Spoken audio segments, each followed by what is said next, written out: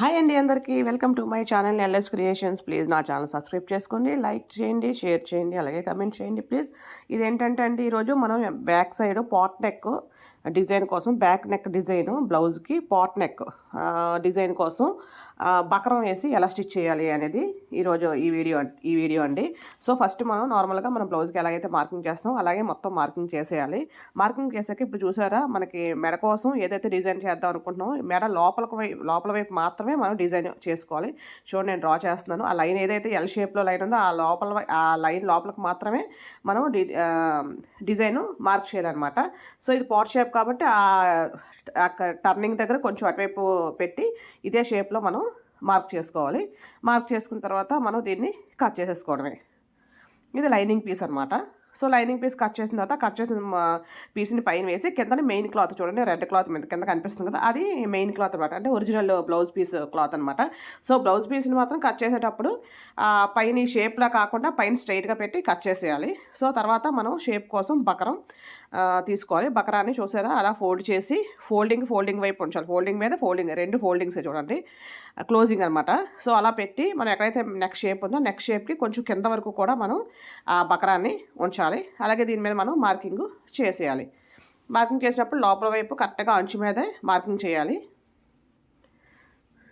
చూడండి నేను మార్క్ చేస్తున్నాను. ఏదైతే షేప్, ఈ షేప్ అనే కదండి, ఏ షేప్ అని ఇంతే. సో అది తీసేయాలి, పైన కొంచెం ఎక్స్ట్రా ఉంచాలి, తర్వాత కట్ చేసేవచ్చు. దీని తర్వాత ఒక 1 ఇంచ్ వరకు చుట్టూ రౌండ్ అయితే డ్రా చేసేయాలి. సో ఏదైతే డ్రా చేసామో అది కట్ చేసేద్దాం. కట్ చేస్తే మనకు ఆ షేప్ వస్తుంది. అవతలవైపు లైన్స్ రెండు కట్ చేసేస్తే ఆ షేప్ వస్తుంది అనమాట. ఇది పైన ఉన్నది మెయిన్ క్లాత్, కింద ఉన్నది లైనింగ్ క్లాత్. ఇప్పుడు ఎలా స్టిచ్ చేయాలో చూద్దాం.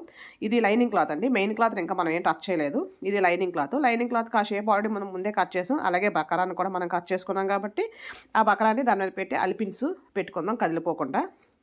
అలిపిన్స్ పెడితే మనకి టెన్షన్ ఉండదు అనమాట. అటు ఇటు కదిలేదు షేప్ కానీ ఏదైనా చిన్న చేంజ్ వచ్చిందంటే మనకు అసలు లుక్ మొత్తం పోద్ది అనమాట.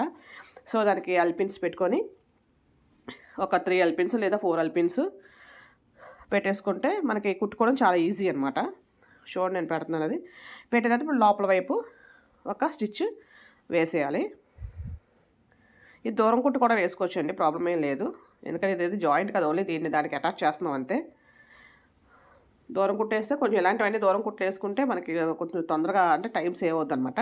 సో స్టిచ్ చేసేటప్పుడు ఎక్కడి వరకు అయితే స్టిచ్ చేసామో అవన్నీ అలిపిన్స్ తీసేయడమే. మళ్ళీ లోపల వైపు మాత్రమే నేను స్టిచ్ చేస్తున్నాను అండి, లోపల సైడ్ అనమాట.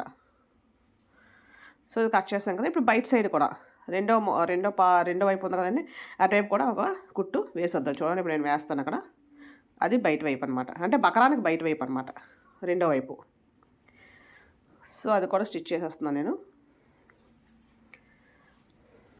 ఇది లైనింగ్కి మనం ఓన్లీ షేప్ ఆ బకరాన్ని కలిపామన్నమాట. అంటే బకరం ఇంకా కదలకుండా రెండు వైపులా కూడా మనం కుట్టి వేస్తాం. ఇప్పుడు ఇది మెయిన్ క్లాత్ని ఫస్ట్ పెట్టి దాని మీద ఈ బకరం ప్లస్ లైనింగ్ కుట్టింది ఏదైతే ఉందో దాని మీద అలా పెట్టి మళ్ళీ అలిపిన్స్ పెట్టుకుందాం స్టిచ్ చేసేటప్పుడు ప్రాబ్లం లేకుండా. చూడండి అలిపిన్స్ పెడితే ఇంకెక్కడ కదలదు, మనకు టెన్షన్ ఉండదు అనమాట. సో దాని మీద మళ్ళీ లోపల వైపుకి ఏదైతే ఆ బకరం కనిపిస్తుందో ఆ లోపల వైపు లైనింగ్ వేసేటప్పుడు ఫస్ట్ వేసాం కదండి, అలాగే దీనికి కూడా అటాచ్ చేసేటప్పుడు లోపల వైపు ఫస్ట్ స్టిచ్ చేసేద్దాం ఆ షేప్ మీద అలాగా. ఇది చేసినప్పుడు మాత్రం కొంచెం జాగ్రత్తగా చేయాలండి, అంటే 3 కలిపి స్టిచ్ పడాలి కాబట్టి ఎక్కడ కదిలిపోకుండా, మెయిన్ క్లాత్ ఎక్కడ కదలకుండా, అంటే ఉగ్గులు వచ్చేస్తుంది లేదంటే బాగోదు. సో అలాగా ఒక కుట్టు వేసేసుకున్నాం. వేసుకున్న తర్వాత ఇప్పుడు మధ్యలో ఆ మెయిన్ క్లాత్ మధ్యలో ఉంది కదండి రెడ్ది, అది తీసేద్దాం. అంటే ఇప్పుడు మొత్తం 3 ఒకే షేప్లో ఉంటాయి అన్నమాట. అలా కట్ చేసిన తర్వాత ఇప్పుడు 3 చూడండి ఒకేలా ఉన్నాయి. కింద పైన లైనింగ్ ఉంది, కింద ఏమో మెయిన్ క్లాత్ అనమాట.